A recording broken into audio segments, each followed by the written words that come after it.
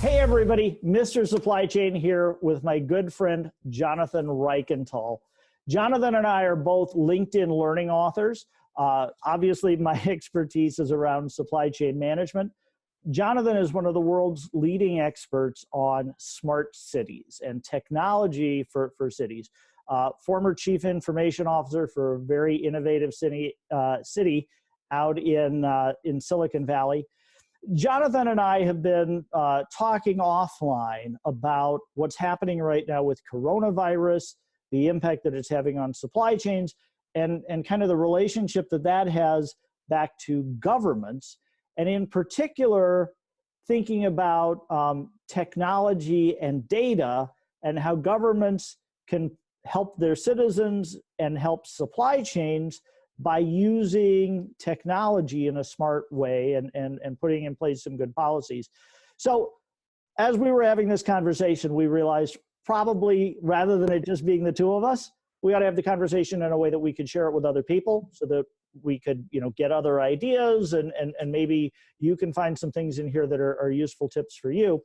So Jonathan, I think probably a good place to start is for me to just share a little bit about my perspective on supply chains, right? And Yep. When I talk about a supply chain, it's really a group of companies that are working together to deliver the things that people want and that they need. And so that is everything from sourcing materials to making products, delivering products and services to customers, and then returning things at the end of their life when people don't need them anymore and getting them back into someplace that they can be either reused or disposed of safely. So that's kind of a cycle for supply chains. And when I look at what supply chains need right now, in terms of ensuring that they can continue to operate and give us the things that we need, it seems like visibility to what's happening is really important. Transparency is really important, and then collaboration. So how do we work together using that data to make decisions and solve problems? Jonathan, can I just pass it over to you then? And what are you thinking about for cities and city governments and larger governments around technology and how they need to be interacting with supply chains right now? Yeah, supply chain and cities, they're totally an intersection, particularly the last mile, because that's how we get stuff to businesses and to homes and back. For me, the definition of a smart city is using technology to increase the quality of life for communities. And it's using different ideas, reinventing how we deliver government. It's a big global movement. It's really picking up steam these days. Now, the question is, what can we do right now? You and I have been talking about this, and I've been thinking about this for a little while. I think the immediate thing that could be done is to make more data and information available. Right now, we're all a little bit anxious, to say the least. And what will help is knowledge. We want information. We want to convert data into information, into knowledge, and then knowledge into action.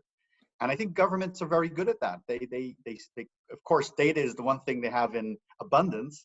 So with many cities having open data portals, these open data platforms, I would suggest that where there is capacity, where people are available, you put more and more data either onto your website or onto your open data portal about things like everything from when trash collection will happen, what's the information on public transport right now, information on things people can do in their health environment, their health network in their city, and it just upload that raw data, and smart people will make sense of it. Smart people will download it and analyze it.